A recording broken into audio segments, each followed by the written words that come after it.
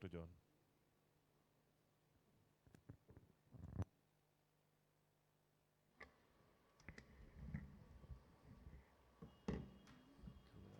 Good morning.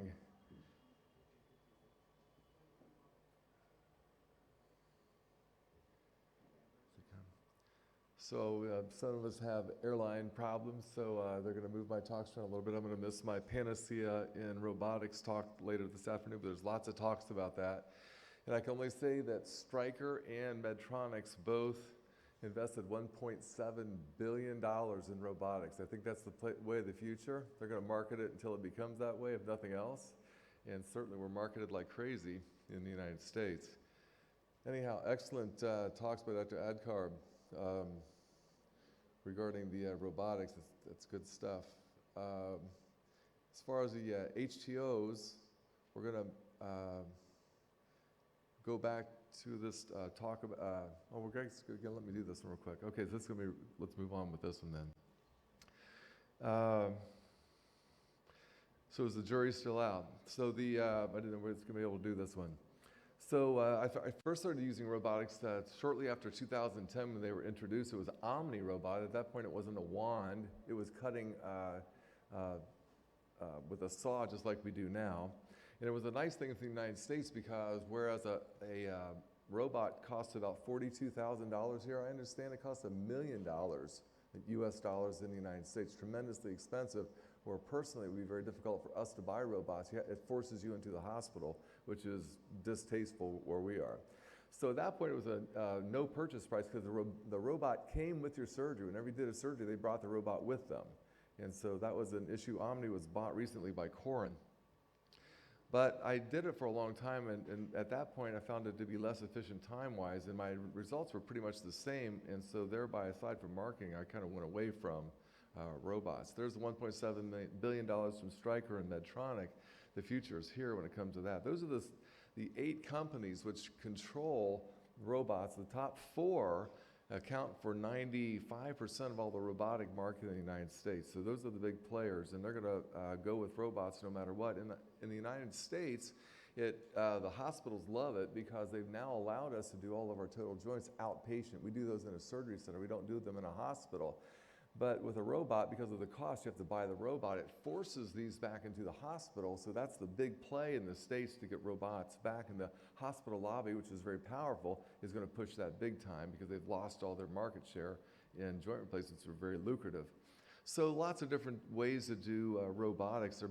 Many of them are based on the global positioning system technique, where you're finding points in space and aligning them, whether it's a wand or the saw blade like the Corin Omni one that top left that I grew up on. Mostly robots are compatible just with the components of the same manufacturer. There are some, if you don't do the entirety under robots, you could shift out of that a little bit, but they're tied on purpose to their own components so that you have to use their stuff with their robot, which these guys are smart marketers, probably way better than we are. These business people have us. So robots probably do get rid of outliers. They probably don't let you do really bad way outside of surgery, but in general, we don't do that much anyhow. The early active techniques had some complications. Now a little bit of so-called haptic feedback as well. That's a fancy way just by you're touching it and moving it with your hand instead of it being completely robotic. You can do it either way. The functional recovery and hospital discharge compared to conventional arthroscopy, I don't think that's true. Maybe that is true. I hope it is eventually true. And the greater, the costs I talked about, the greater technical reliability of robots may justify that. I don't know. I think we're not far off. In my small town, there are 50 orthopedic surgeons in my small town. That's how much orthopedics there is in the United States, so overuse, so to speak. But you can't afford to have 3 bad patients so that everybody knows about it. So I don't know that makes it happen. Anyhow, electronic health records have come to stay in the United States as though they're forced by the government to do that. And we were marketed that, saying it was more accurate, they were cheaper, they were faster, they were safer, they were more portable, they were going to make our lives better. None of those are true. So if the robot comes to that, we don't know. I think the big advantage is going to be when we can do, we're so absolutely confident in our robot, so we can make a keyhole incision, and we can do everything blind, and we can replace all our components without ever dissecting, without ever seeing, then that's going to be big advantage. Until then, if we're making big incisions, putting holes in bones, and I don't know. We'll find out about that. But this quote is true. Even if it's not necessarily proven to be better orthopedic surgery, you can't afford not to have a robot at this point, or at least consider that. Because there's a strategy now where we're having a robot is better than not having a robot. And certainly that's true in the States. That from what I'm hearing here, it's about the same thing. So embrace robots, guys. Here we go. All right. If we could switch to the next talk. So this is going to be proximal tibial osteotomies and unicompartmental knees and total knees, and how do we make a decision? And that was Dr. John. That was a great talk on HTOs, and I agree. There's certainly a right way and a wrong way to do those, and they can have some really good results. I guess my indications might be a little bit different. I'm from Florida State University there in Florida, USA, and so obviously the goals of proximal high tibial osteotomies is to correct angular deformities to avoid abnormal weight-bearing stress, try to get the mechanical axis, the hip, knee, ankle line somewhere past zero into the good compartment, which necessitates a good compartment. I found that over time, if you really overcorrect, like Coventry used to teach us long ago, that athletes can't do their thing. So whereas if you're having an older person who wants an osteotomy, it's okay to put them over there in the other compartment somewhat, but if you're having an athlete who wants to really be productive, then you can't put them way over in valgus or something. It doesn't work well for them. And that's a fair amount of my indication for doing this procedure. So I find that one of the indications when you have a person who's really young with a worn out knee, and they don't even want to talk about a uni or a total because they're going to destroy that. So just because it's durable, once it heals, a young person can have this operation pretty quickly. One of my fellowships was in sports medicine, lots of ACLs early on. And these people had worn out knees because their ACLs were gone or whatever, and this is a good indication for that.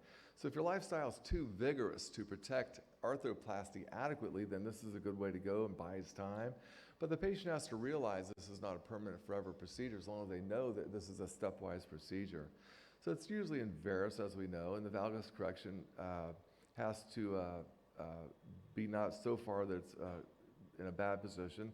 The valgus has to be in the femur mostly because we don't want to end up with an oblique joint line. We have to keep it somewhat parallel to the floor. It's perfectly staged, and you never really turn to a normal knee when you do an osteotomy. But oftentimes this is a good place because in my sports medicine practice, we end up having to do some cartilage procedures not infrequently, and this is a necessity for doing cartilage procedures. If we're trying to regrow cartilage on the other side, if you don't straighten the leg, then it's not going to work at all. Plus, we end up doing ACL reconstructions and the like concomitantly with proximal tibial osteotomies, not infrequently. And as was said previously, you can get high success rates at 10 years if you're following strict technique. So my unicompartmental knee indications would be, obviously you have to have unicompartmental wear. My biggest indication is a person with a worn out knee, but a full motion. Because people like full motion. If they can touch their heel on their butt and then you do a total knee on them, they can't get that, then they're not very happy oftentimes. And if they need to have, if their life is more than 20 years expectancy, then you can tell them that this may go south, the other compartments may wear out, and you may need to go to a total, but a well-done UKA, I would argue, is no harder to revise than normal knee. And of course, one of my indications, Dr. Behrens from the US found that he ignores the patella altogether and gets great results with his UKAs. I don't find that, so I do have them squat in my office, and if they have significant anterior, really any anterior pain, I tell that patient directly, if that pain bothers you, don't do this procedure because that pain's staying there forevermore. So you can't really have contralateral bone disease. One of the tests I do to rule out that is simply called a valgus or varus loaded stress test. So I simply put the person in valgus and I squeeze it together, kind of like a pivot maneuver for an ACL. And if you can elicit bone-on-bone lateral pain and crepitus, then don't do it. No matter what your X-ray or your MRI says, I don't even care about that, to be honest with you. But if I can elicit pain by putting them in valgus and moving, then we're not doing a medial UKA. And as was also said, it says if you follow the strict criteria, you only get a couple of them. So 5% is probably not a reasonable thing. We certainly do more than that with unis and HTOs. So the nice thing about a unicompartmental knee is my patients come back and they feel like their knee is normal. It's not been replaced, which is a huge advantage. Nobody with my total knee feels like they have a normal knee. Maybe you guys can do better, but I don't have that. And it's faster recovery. Make it look straight and normal.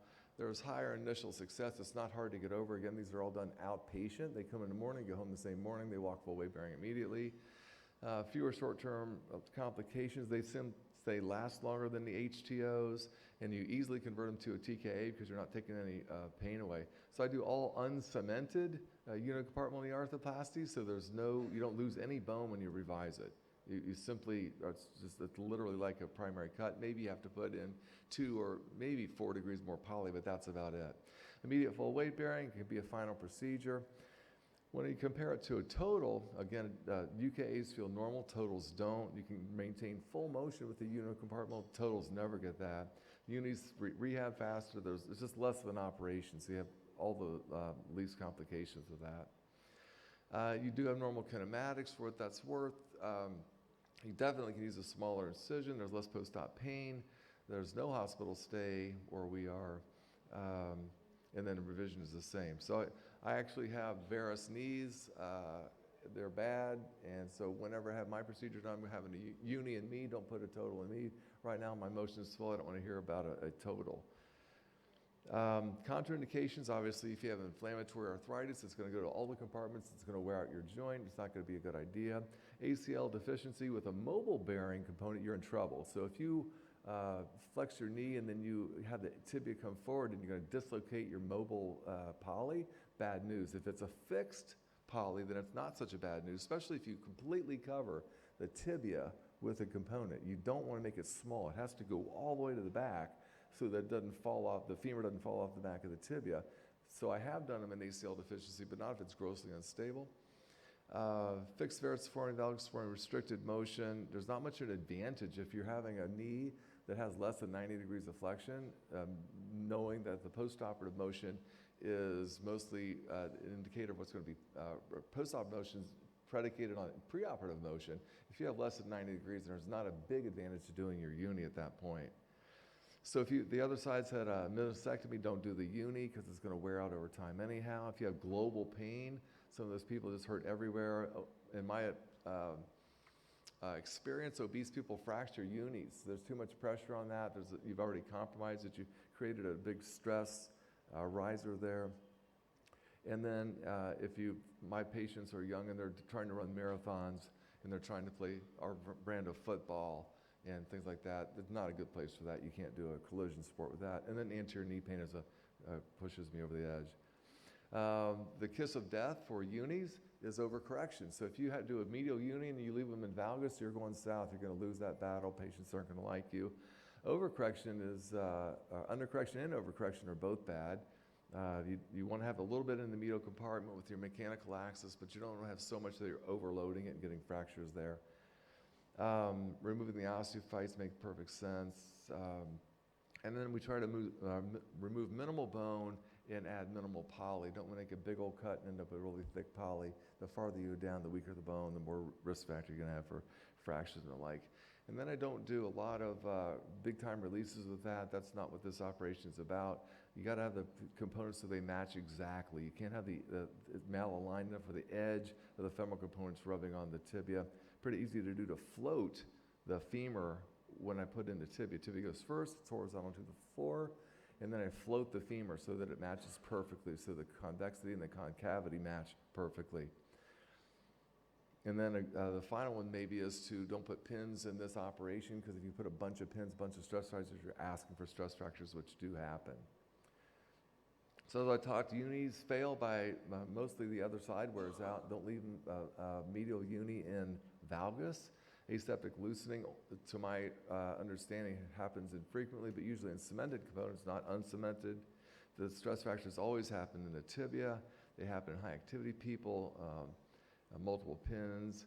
And then you don't want to undersize that component either, because it'll subside right into the tibia. Bad news. It's got to be sitting on that peripheral cortex to make it wear a long time. Poly is rare with it. So the outcomes are you can have 20% survivorship at 90% rate. I tell my people that it's just like a total. It should last just as long as if it's done while it's loading the good side. Revision rate's worse. I don't think that's true in my hands. Component failures from the medial side are overcorrected, or I'll make that undercorrected, big time varus force. And then the loosening only happens in fixed. But compared to totals, if you have a multiple compartment cartilage wear, then go to the total. Flexion that's limited, go to the total. Obesity, stick with your total. If they only have more than 20 years of durability, I think it's better just to go with the total to begin with. I'm not sure what the durability for a total is now, but I tell my patients it's way over 20 years with uncemented. I only do uncemented in my practice for the last 30 years. No cement for femurs or tibias or patellas, either one. Osteoporosis, in my hands use stems, so I can't do that with the uni. Inflammatory arthritis, we have to cover all compartments. And if the ligaments are gone, then don't do a uni, go right to the total. And that's pretty much it on unis versus totals versus high tibulosers and how I choose. Now, do we have thank you. Do we have surgery coming up, or am I moving on to the next one? Here we go. And the drone of my voice goes on. So this is prosthetic joint infections, and amazingly, at 5 p.m., after which I'll be gone, I'm sorry about that, there's going to be an algorithm on how to do approach periprosthetic infections.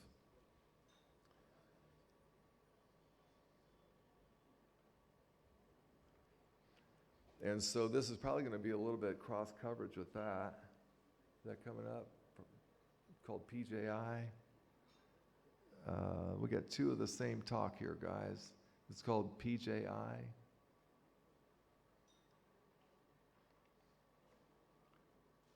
I saw it this morning on your computer. This is the one we just did. The next one is third talk called periprosthetic joint infections.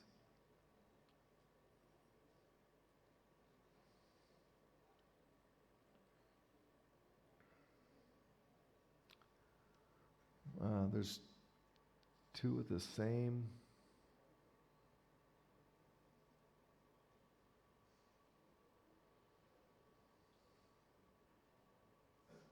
So long story short, with periprosthetic joint infections, much of this information came from Javid Parvizi and Antonia Chen, who've done excellent, stellar work with this. It's a huge topic, and I'm going to fly through this a little bit. If anybody wanted information, there's so much information you can't possibly take it all in. We don't have it. Here we go. All right. So again, acknowledgement to Antonia Chen and Javid Parvizi. The infections of total joints are a huge problem. It makes a huge burden on our system. It's not very often, but when it happens, it's really expensive. Patients hate it, stay in the hospital a long time. They have other comorbidities. It's just a disaster that all of us want to avoid. And every single one of us gets it, no matter how hard we try. We can't get rid of infections. And so this talk's going to emphasize two different ways, the host and then what we can do about it. We can't, the host is what they are to some degree, but we can change what we can preoperatively.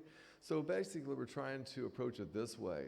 We're trying to take a patient with a big bioburden, lots of bacteria on their skin and the like, and then we're trying to convert it so that we take a patient from a minimal human response to maximize the immune response and minimize the burden that we're fighting. So tilt the odds in our favor before surgery. So the infection risk increases with all these conditions, immunosuppression and all the other conditions that go along. And we'll talk about the diabetes and malnutrition, smoking, blood transfusions actually increase the risk of infection. Vitamin D deficiency we found out with COVID as well, anemia, and then all the inflammatory entities as well. So with diabetes, we found that as we talked earlier, or as of yesterday, hemoglobin A1C is about 7. At that point, your infection risk starts to go up as per this journal. So we try to not do any surgery with a hemoglobin A1C above 7.7 because it is correctable. Antonio Chen came up with the idea, or at least published the idea, that even in non-diabetics, if your blood sugar is over 200, it still inhibits white cells from fighting off infections. So if we can put post-operatively non-diabetics on a consistent carbohydrate diet, keep that blood sugar in a reasonable level, it helps our patients. Fructosamine is also an important finding. It normalizes more quickly than does the hemoglobin A1C. So if you're canceling your patients trying to get under 7.7, and then you can go to fructosamine with a better indication, there's that consistent carbohydrate diet. So with corticosteroids, typically we follow the rule of 3 months of no injections of any type before surgery. There's been some more recent articles, probably somebody like me doesn't want to wait 3 months, and they published that 2 months is just as good. So 2 or 3 months, whichever you wish to go with that. I don't know that's a hard and fast rule, but something we try to follow as much as possible. Smoking's a horrible thing for virtually everything we do. And so we don't trust our patients too much because they tell us they don't smoke, but they do. And so we check nicotine levels and cotinine levels as well. Of course, nicotine constricts the arterioles. It produces carboxyhemoglobin. It impairs oxygen transfers. Bad news. It takes 6 weeks before surgery to stop smoking to make a big difference. So when malnutrition, in the States, we have a big problem with obesity. Our poorest people are our most obese people. If that makes any sense to anybody in this room, please explain. But we do have an obesity problem, and we also have a concomitant malnourishment problem. Albumin, prealbumin, total protein, lymph count, your iron, serum transferrin, vitamin D, lots of different things to follow. We try to put people on protein supplements with low sugar, and we give them big doses of vitamin D beforehand, trying to prop up their immune system as much as we can. We had on the panel, they asked me what I do about cardiac, kidney, lung problems. You know what I do? I do nothing about that because I refer that all out. But it's important to have all that stuff optimized ahead of time. In the United States, there are obesity limits. So there are BMI cutoffs where many of us just say we won't do that procedure at all. Part of that has to do with what's called bundling, which is a new payment technique, which pushes people over the edge and don't want to take care of high-risk patients. And then, of course, anything that has a concurrent infection going on. If you're facing this patient, then obviously none of us want to deal with urinary, mouth, skin, nail infections before surgery. Urinary catheters are what I was taught in training, that if you had virtually everybody got a Foley back then, and especially if you're having regional anesthesia, spinal, epidural, then the incidence of having urinary retention was high, and so you should put in a Foley, at least in and out straight cath. And this study shows that's not true. Don't do that. It doesn't happen that often. You can deal with it if you need to after the fact, but it's not worth it overall. The trade-off is not good between the amount of infections you make and the amount of urinary problems that you prevent. So don't put in catheters, even with spinal anesthesia.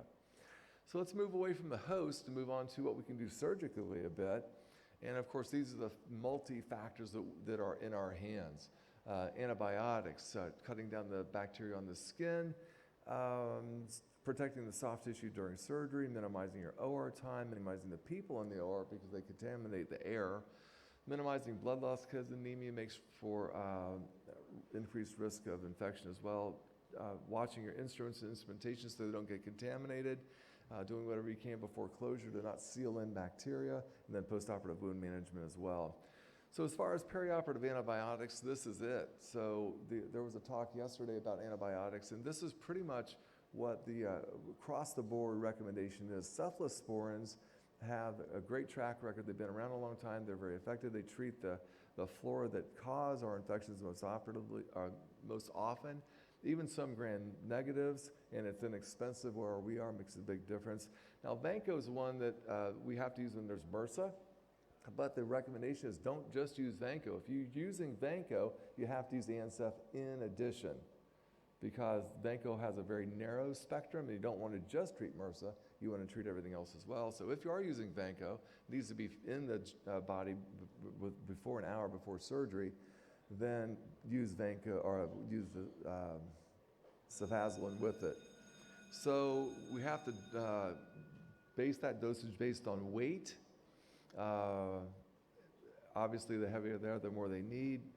You have to repeat that dose. If you have a lot of bleeding, you put the antibiotics in the blood, you lose the blood, you lose your antibiotics, you got to redose that patient. The longer the wound's open, the more contamination there is. Carry on with that. As far as skin contamination, the norm is to have the patient shower the morning of surgery, wash head to toe like never before, physically get rid of all the bacteria. Physical washing doesn't do anything to kill bacteria, it just gets rid of physical debris. We then have patients clean their skin with alcohol and chlorhexidine wipes before surgery, after their shower. We ask them never to shave their skin of hair because it creates whisker burn and increases the risk of infections. We ask them to clip hair, but don't shave hair. As far as soft tissue preparation goes, we all know this, we've been taught this forever. Sharp dissection, don't shred tissue. Gentle retraction, don't create any bruising or damage to the tissues. Minimize all flaps. Flaps create places for hematomas and seromas to form. We don't want any of that. Respect old scars, don't create necrotic skin along the way. Minimizing your OR time is very important. As one of my favorite mentors said, always go fast but never hurry. And that's something I've always tried to follow, because air is not sterile. Despite what we thought about COVID and all the craziness they taught us about masks and the like, air is not sterile. We can't make it sterile. The longer your wound is open to the air, even in a laminar air room, then you're contaminating the wound even more. By the same token, people in your OR they're breathing their bacteria into the air. The more people in there, the more bacteria you have. Direct correlation with number of people in the room and infection time, to lots of studies. Minimizing weight loss. Tranexamic acid is on almost everything I do that has any blood loss of any type. It's inexpensive, it's really safe, and so whether it's a joint replacement or an ACL reconstruction, a rotator cuff repair, whatever I'm doing that has any blood loss, tranexamic acid goes in. It's very effective. I haven't transfused a patient in over 20 years, and I do a joint replacement practice, so it's not all because of tranexamic acid, but I have an emphasis on that, and tranexamic acid helps a lot. So this study showed that 18 to 35% require transfusion. That's, wow, I can't imagine that number. But the tranexamic acid helps a great deal. So minimizing blood loss is imperative, because banked blood transfusions increases the risk of infection. Anemia causes wound healing problems. You have less hemoglobin to deliver oxygen. It gives you hypothermia, hypovolemia, hemodynamic instability, hypotension. And then you have transfusion effects as well, so do whatever we can not to transfuse. When it comes to implants and instruments, remember that the skin is not sterile, no matter how much we try to make the skin sterile, whether we prep it and whatever. And I prep my own skin just like I prep the patient's skin on every single patient, because if I do have a hole in my glove, I want my skin to be prepped in equal manner to the patient's skin at all times. It's a little bit of a double check. Ioban helps. I find that Ioban on DuraPrep sticks. Ioban on some other cleaning agents does not stick. So if you're seeing the Ioban lift up and there's a pool of fluid under it, that's a culture medium. Don't do that. Stay away from that if you can. Don't touch the skin, don't touch your instruments or the components. Only makes sense. Skin is not sterile, don't do that. Minimizing the contamination prior to closure. I did have the experience of using laminar air. It used to be huge in the States. You couldn't really do a total without laminar air because it was malpractice to do so. I did have the experience where there were fires outside, there was smoke outside, there was smoke in my OR. And I was shocked to find that there's smoke in my OR, and I asked why. I said, well, the laminar air can't filter out smoke. Smoke is visible particles, bacteria are invisible particles because they're so much smaller, it can't work. But the numbers of infection are so small, you can't really develop a study to prove whether laminar air helps or not, but nonetheless, not that important.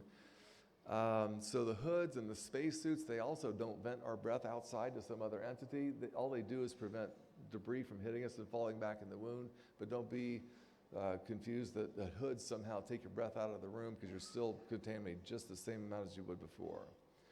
So as far as irrigation solutions, povidone is the thing to put in the wound according to current studies. So we don't really put anything, Dakin solution or anything else we have. They all don't work as well, and they don't have any resistant organisms. So all these organizations recommend this dilution of povidone, 35 cc's in 1,000. You used to have to keep it for 3 minutes. Now you just put it in and take it out. That's the recommendation. And then as far as wound healing goes, we don't anticoagulate anybody anymore as far as heparin and Coumadin and all this. We typically go with aspirin. It's effective. It doesn't over anticoagulate. If you do have oozing in your wounds, don't sit tight and watch it hoping it's going to get better. By 7 days, if there's oozing, get back and go ahead and close it. Find a way to make that stop. If fluid's coming out, bacteria can go in. And then if you have a wound that's dry, you can put the silver dressing to keep the bacteria count down around the skin. If you have a lot of oozing coming out, then obviously a little dressing, you need to have more absorbent stuff. So this is something that I really love, these sorts of dressings for anybody who's obese or has a lot of pockets anywhere in the, like an anterior hip and an obese person or something. This is helpful. It's hard to get paid for in the United States, but patients don't hate it. It's easy to put on. It's very effective.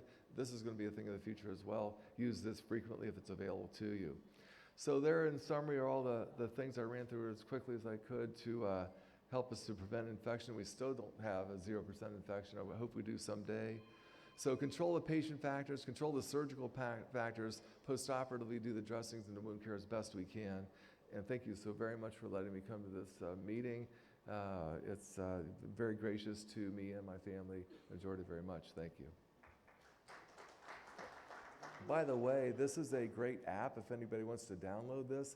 This is an international meeting that Parvizi put together, and it's absolutely all-encompassing. It's free, and look into that. That's very beneficial for all your up-to-date information on infections. Thank you. So this is the end of the first session.